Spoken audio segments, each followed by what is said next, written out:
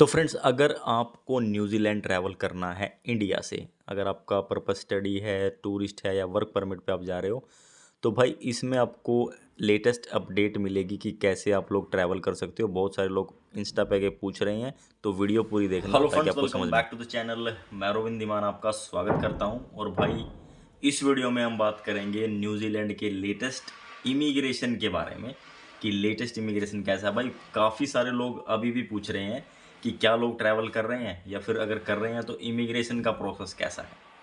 तो और कई लोग ये भी पूछ रहे हैं कि भाई हमारा वर्क वीज़ा है, स्टडी वीज़ा है, और स्टडी वीज़ा है तो हमने दूसरी कंट्री का भी अप्लाई किया था, जैसे किसी ने कनाडा का, किसी ने ऑस्ट्रेलिया का, वहाँ से हमारा रिफ्यूज़ हो गया है, तो वहाँ से हम कैसे अब न्यूजीलैंड ट्रैवल कर रहे हैं, तो कोई इशू आएगा या नहीं आएगा।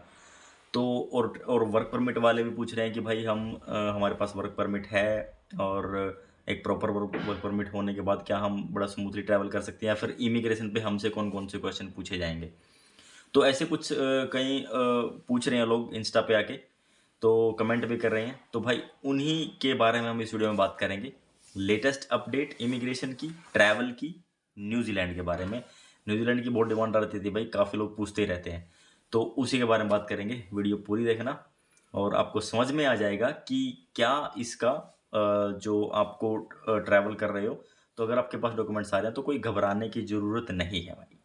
सबसे पहले तो भाई मैं ये बता दूं आप लोगों को, ये इमिग्रेशन कोई यार हवा नहीं है, या फिर ऐसा नहीं है कि भाई इमिग्रेशन आपको सिर्फ और सिर्फ रोकने के लिए बैठा है। सबसे पहले तो भाई मैं बताता हूँ कि आप अपना इंटेंशन सही करो। इंटेंशन मतलब आप घूमने के लिए जा रहे हैं, आप घूमने के लिए ही जाओ, ठीक है। तो जो ये काम कुम का आपके माइंड में रहता है, तो भाई इस चीज़ को आप अवॉइड करो। ट्रैवल करने के लिए जा रहे हो, ट्रैवल करने के लिए जाओ। आप किसी भी कंट्री में जाते हो, ऑस्ट्रेलिया या फिर इधर मलेशिया, दुबई, या फिर इधर आप एशिया में किसी कंट्री में जाते हैं, चाइना या Taiwan, Hong Kong, Japan, south Korea, कहीं पे भी जाते हैं, इंटेंशन अपना सही रखो भाई। टूरिस्ट पे जा रहे हो तो टूरिस्ट पे ही जाओ, घूमने के लिए जा रहे हो घूम के वापस आओ, ठीक है। सबसे पहली चीज़। तो भाई अभी के टाइम में लेटेस्ट मैं आपको बताता हूँ कि इमिग्रेशन, अभी रिसेंटली अपने एक सब्सक्राइबर भी गए हैं, उनसे मेरी बात हुई, उन्होंने बताया सिर्फ और सिर्फ 2 सेकंड के अंदर उनको एंट्री मिल गई। अब ये क्या है भाई, उन्होंने उनका पासपोर्ट देखा, पासपोर्ट पे जो उनको पता चल जाता है, डिटेल्स निकल जाती है वहाँ पे सारी, तो उन्होंने स्टैंप लगाई और भेज दिया। सबसे पहले तो भाई अपना इंटेंशन। दूसरी चीज़, आपके डॉक्यूमेंट्स वो कहाँ पे चेक होते हैं, वो इमिग्रेशन पे इतने नहीं होते जितने आपको एयरलाइन से आप बोर्डिंग पास लेते हो वहाँ पे होते हैं। जब आप बोर्डिंग पास लेते हो वहाँ पे आपके सारे डॉक्यूमेंट चेक करते हैं, वो आगे क्लियर कर देते हैं कि हाँ भाई हमारी तरफ से okay, now just go had, तो आप आगे जा सकते हो, या फिर जहाँ पे न्यूजीलैंड भी आपको जाना है तो वहाँ पे आप जा सकते हो। तो डॉक्यूमेंट तो आपके वहीं पे चेक हो गए। तो डॉक्यूमेंट जो है आपके सिर्फ जहाँ पे आपका बोर्डिंग काउंटर होता है वहाँ पे चेक हो जाते हैं। अब आपका जब इमिग्रेशन ऑफिसर के पास आप जाते हो तो आपका कॉन्फिडेंस लेवल, आपका अपीयरेंस, और आपकी ट्रैवल हिस्ट्री वगैरह ये चीज़ होती हैं, वो मैटर करती है। ट्रैवल हिस्ट्री भी नहीं है तो कोई इशू भी नहीं है भाई। Confidence level, the way of communication, the way of talking, आपको उनसे बात करना आना चाहिए। मैं ये नहीं कह रहा कि भाई फ्लुएंसी होनी चाहिए इंग्लिश में, नहीं, बट जब वो भी जो भी क्वेश्चन आपसे कर रहे हैं आप उसको जवाब देना आना चाहिए, ठीक है। अगर आपसे वो पूछ रहे हैं कि why you come here, why you come to New Zealand and where you will be visiting, तो आप बताओ उनको, I come here for tourism and I will be visiting these places. I will be going to the Sky Tower.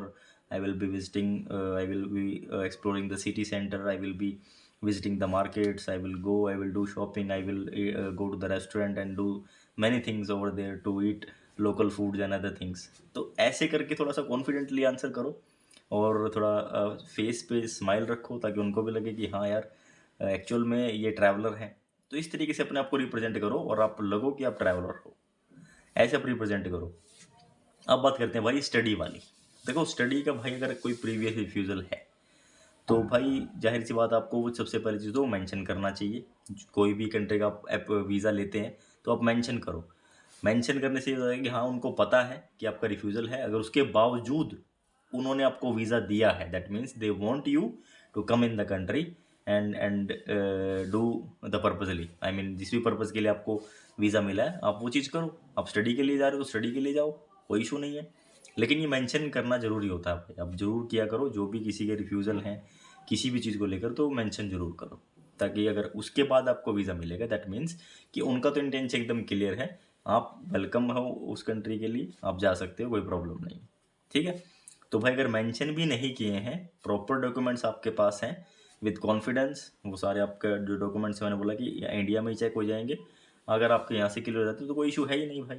Immigration जो officer होता है भाई, वहाँ पे हर तरह के देखो ट्रैवलर्स आते हैं, किसी कंट्री में वर्क के लिए भी आते हैं, घूमने के लिए भी आते हैं, मोस्टली घूमने के लिए जाते हैं, स्टडी के लिए भी बहुत सारे बंदे जाते हैं। तो वो उनका जो पर्सपेक्टिव है देखने का, वो सबको एक तरीके से ट्रैवलर ही देखते हैं, एज ए ट्रैवलर।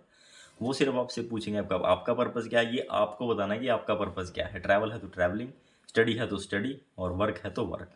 ये 2-3 कैटेगरी होती हैं। तो बस यही होता है, उनका काम सिर्फ और सिर्फ आपको एग्जामाइन करना है और कुछ नहीं है, ये चीज़ होती है भाई। और अगर कोई प्रीवियस रिफ्यूज़ल है मेंशन किया हुआ तो कोई प्रॉब्लम ही नहीं है, बड़े मज़े से आप जाओ, किसी भी तरीके से आपको नहीं रोकेंगे।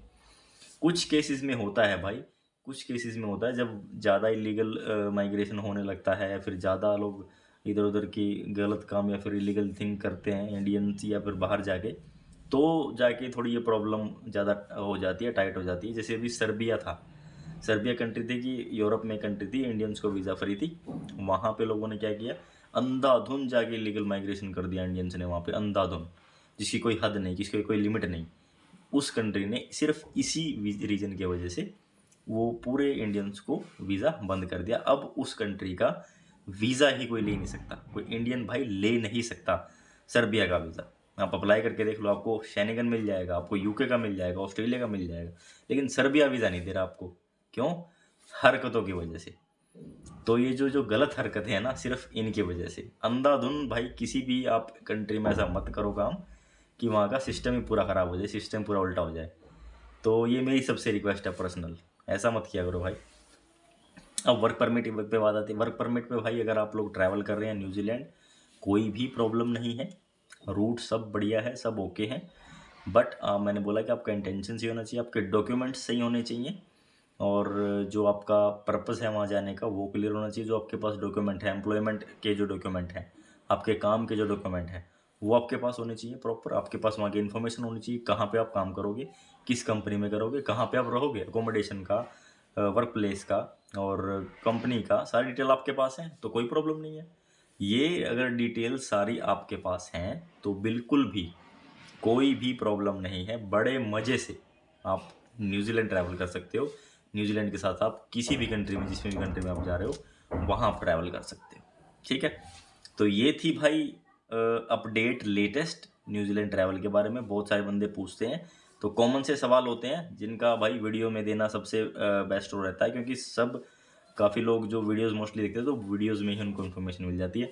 बहुत सारे बंदे ये बोलते हैं कि यार हम तो इंस्टाग्राम चलाते ही नहीं है, हम तो वैसी वीडियो देखते रहते हैं, बड़ी मुश्किल से आपसे कांटेक्ट हुआ। तो उनके लिए भाई वीडियो ही एक इकलौता सोर्स है जिससे उनके पास इन्फॉर्मेशन जाती है। तो आप लोगों से मेरी छोटी सी रिक्वेस्ट है भाई, इस वीडियो को शेयर कर देना ताकि और भी लोगों की हेल्प हो, फ्री ऑफ कॉस्ट इनको इन्फॉर्मेशन मिले। इंटरनेशनल ट्रैवल से related information, immigration, visa, flights, cheapest way, या फिर बजट ट्रैवल अगर आपको करना है, ट्रैवल हिस्ट्री बनानी है, वीज़ा की सर्विस आपको चाहिए, वो सारी सर्विसेज भाई यहाँ पे मिलती हैं। और इन्फॉर्मेशन हम डालते रहते हैं, लोग लाइव आके चैनल पे एक्सपीरियंस शेयर करते हैं आप लोगों के लिए, और आप लोगों को ही वो हेल्प करती है। तो भाई इन वीडियोस को शेयर किया करो। अगर यहाँ तक आपने देख ही लिया है चैनल तो सब्सक्राइब करना। मिलेंगे आपसे नेक्स्ट वीडियो में। Till then take care, bye bye, thank you so much for watching, have a good day.